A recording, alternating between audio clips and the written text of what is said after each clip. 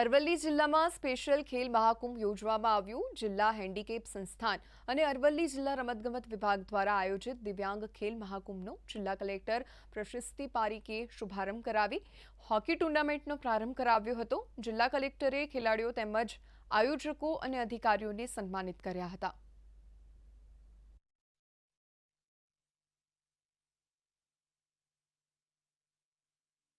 ખેલ મહાકુંભના નેજા હેઠળ જ મધ્ય ઝોનની હોકી ગર્લ્સની પણ આજે સ્પર્ધા થઈ રહી છે અને એમાં અરવલ્લી ટીમ અને અમદાવાદ રૂરલની ટીમ વચ્ચે પણ મેચ યોજાઈ રહ્યું છે। એમના પણ હવે આ શરૂ કરવામાં આવશે।